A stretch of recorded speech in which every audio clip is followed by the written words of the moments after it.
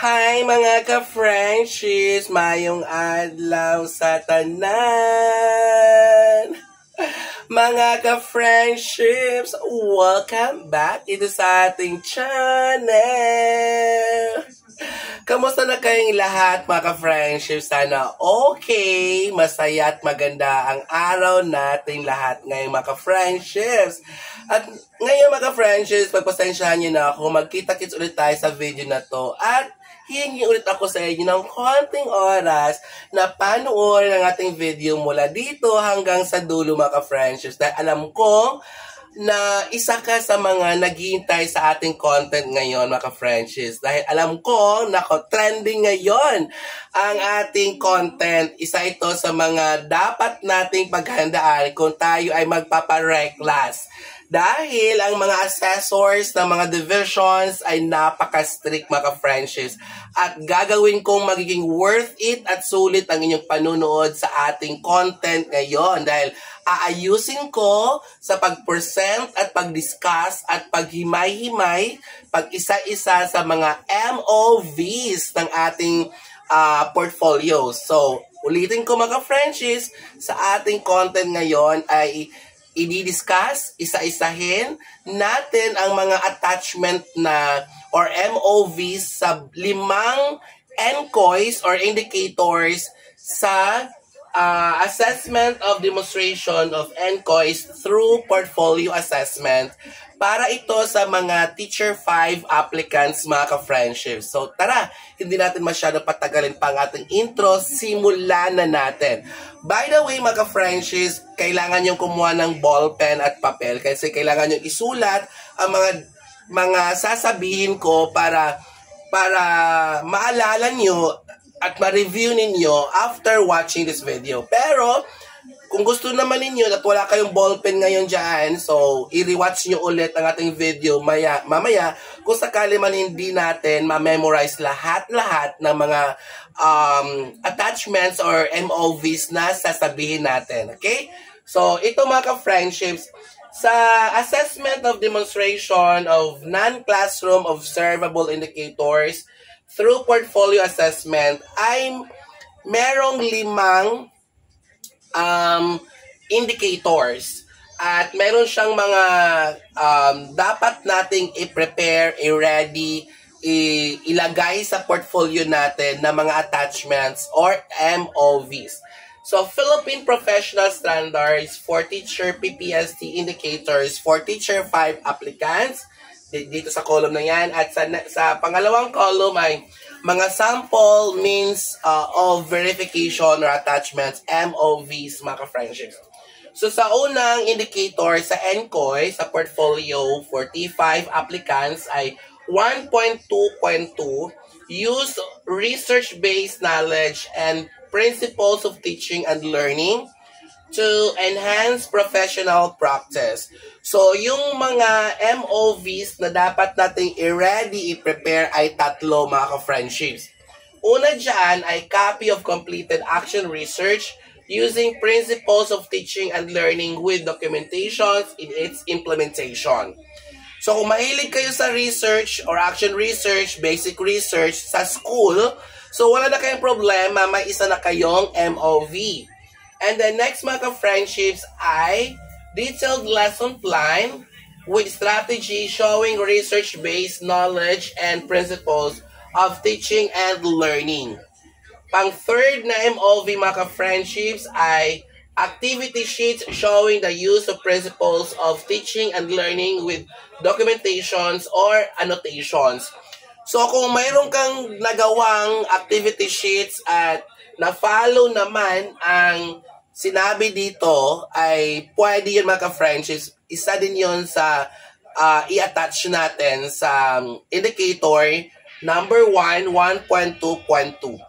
And then, pangalawang indicator sa NCOY mga ka-Friendships sa pag-assess ng ating portfolio ay 5.5.2.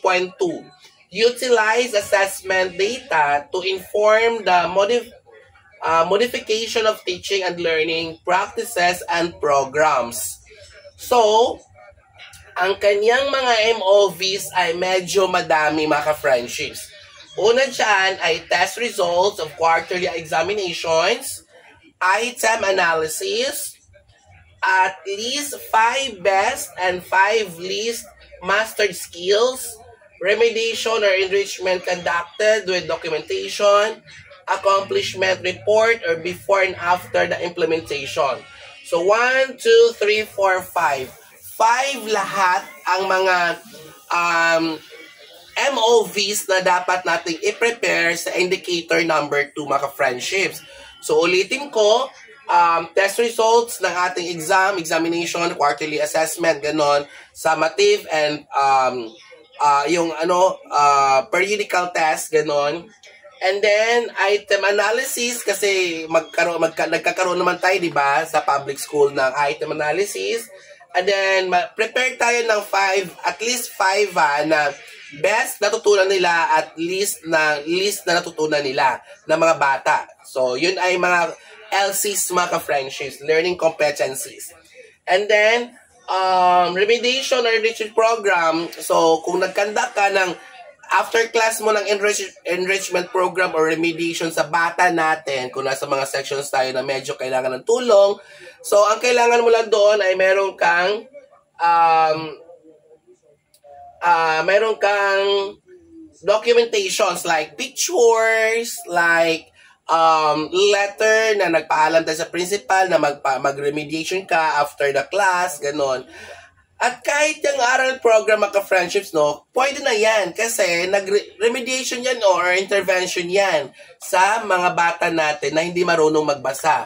At yung project mathematic at saka numerico din, pwede na din yun sa remediation, intervention kasi tulong yun sa mga bata sa mathematics na medyo hirap, ganon.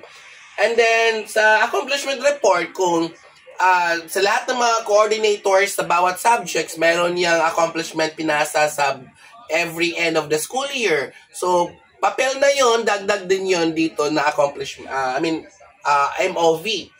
Okay, dito tayo sa pangatlong indicator sa NCOY, sa portfolio natin. 6.1.2, maintain learning environment that are responsive to community context. Okay? So, ang ating MOV na dapat natin i-prepare ay letter to parent or guardians inviting them to participate in activities like Brigada Eskwela, Brigada Pagbasa, fundraising activities, etc. So, yung mga ka-friendships, lahat naman tayo nagkakaroon ng Brigada Eskwela. So, mayroon tayong sinesend na invitation letter o kaya communication letter to parents na nag-inform sa kanila na Brigada Eskwela tayo this next week, that day, date, ganon. So, yun na yun ay screenshot natin. Kung through chat, pero kung through email, ganon, screenshot or letter, ganon. And then, yung mga fundraising, sa amin kasi sa school namin, nagkaroon kami ng fundraising, yun ay Mrs. Landayan, sa school kasi namin yun. So, yun, isa din yun sa MOV. Kasi isa ako sa project na yun. Kasi BOD ako at saka, BOD ako ng SPTA. Yan. And then, mga friends, next ay programs. So, kung isa ka doon sa may programs na kasama ka sa mga committee, ganon. So, isa yan. And then, action plan. And then, ang subject kasi natin may action plan yan eh. Mayroon ginagawa. So, kung isa ka sa mga in charge ng grade level subject, like in charge ka ng math, coordinator ka ng math, so may mga action plan yan. So, i-attach natin. Minutes of meeting with documentations, attendance sheets, narrative report, accomplishment report. So, sa mga first quarter PTC, second quarter PTC, i-ready natin yan, mga attendance, mga narrative report, kasi mga ka-friendships, kailangan natin yan. Mag-ipon ng papel, ng mga MOVs, kasi paggawa ng portfolio, hindi natin mahirapan yan. Next ay pang fourth na indicator sa NCOY ay 7.3.2. Participate in the professional networks to share knowledge and to enhance practice.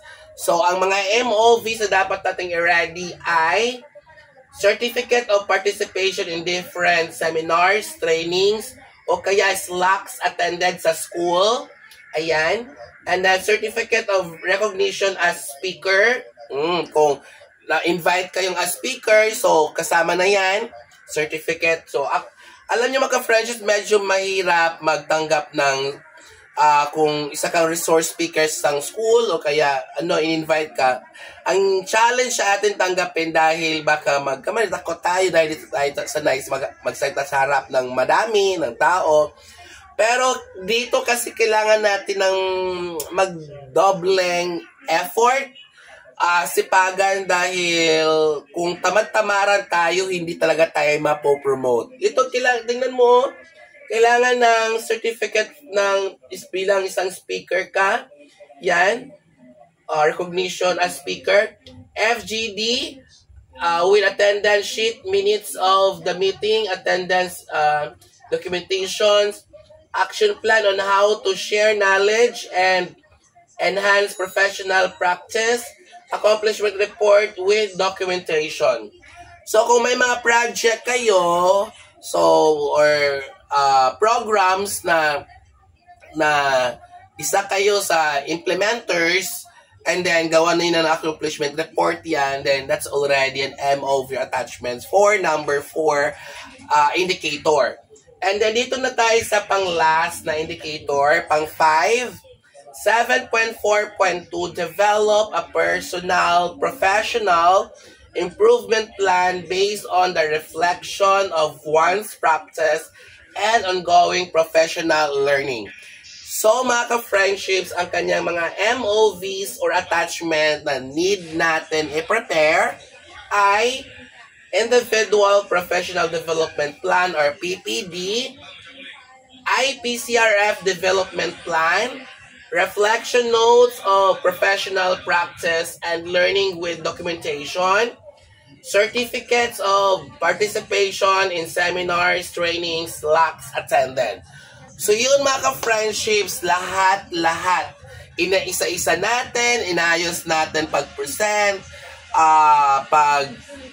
banggit na or enumerate ng mga MOVs or attachments sa bawat indicator sa PPSD NCOY sa pag-assess ng ating portfolio. So ngayon mga friendships, kung tayo nagbabalak, nagplano, or nag-prepare ka na ngayon, so napanood mo tong video na to, so dapat i-ready mo lang lahat ang mga papel na yon, mga attachment. So mas okay kapag tayo nagplano pa lang for next year, kasi ko next year, plan kong mag-apply for T5, magpa-reclass next year kasi mga ka-friendships, sa mga qualification standards kasi dyan, dapat 3 years ka. So, pasok ako, 3 years ako next, next year, pwede ako mag T5, so magpapareclass ako, and then, tingin ko kaya ko to dahil mahilig akong gumagawa ng action research sa school. So, mayroon akong 2 action research at may ongoing akong isa ngayon, waiting sa region, na bababa yung budget. And then, kasi mga friends, first time ko ngayon mag-apply ng gumawa ng action research na babudgetan ng division. So, ngayon, nasa region siya kasi pumasa sa region, pinapasa doon sa region para budgetan. So, sana bababa yun with budget na. And then, meron din akong 2 project ngayon. Ang isa, binagay ko sa primary, grades 1 to 3. And then, naubos na mahal. Then, mayroon din akong project sa intermediate na Mathinic. So, yan ay after a school year niyan, gawa natin ng accomplishment report. So, mayroon akong dagdag papel din. So, mga ka-friendships, kung papel na pag-uusapan ako, ang sipag ko dyan. So, kailangan ko lang dito ay yung speaker, Certificate of Recognition as speaker. Sana may kukuha sa aking speaker kasi kailangan natin ng papel dito back this year. Sana. At sana din magawa natin ng maayos yung task, kung ano man yung topic na kailangan natin i-deliver, i-discuss. Kasi kung Slack din sa school, marami na akong beses na nag-Slack sa school. So, may papel na ako doon din.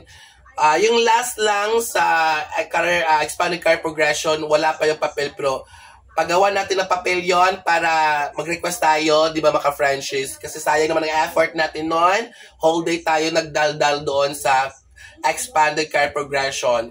So hanggang dito na lang at sana naintindihan ninyo at nasulat ninyo lahat ng mga MOVs na yun or attachments sa T5 position. Kung hindi man may nakalimutan, may hindi na nasulat, i-watch niyo ulit ang video na to dahil only tayong or pwede tayong manood ng maraming beses paulit-ulit ay panoorin ng video na to hanggang sa makuha natin lahat. So that's all for today's video, mga ka-Frenchies. At huwag niyong kalimutan, baka hindi pa kayo nakapag-subscribe, nako, i-bell niyo na yan para ma-notify kayo pag mag-upload ako ng video. At pakibigyan ng thumbs up kapag natuwa kayo, may natutunan kayo sa ating content ngayon. At i-share niyo ang ating video para sa ibang mga ka-Frenchies na hindi pa alam sa ating channel at lalo na sa ka-franchise natin, alam mo, nangangailan ng ganito. Kasi gusto ko maka-franchise na magiging blessing din tayo sa ating kapwa by sharing this video. That's all and thank you. See you sa ating next video.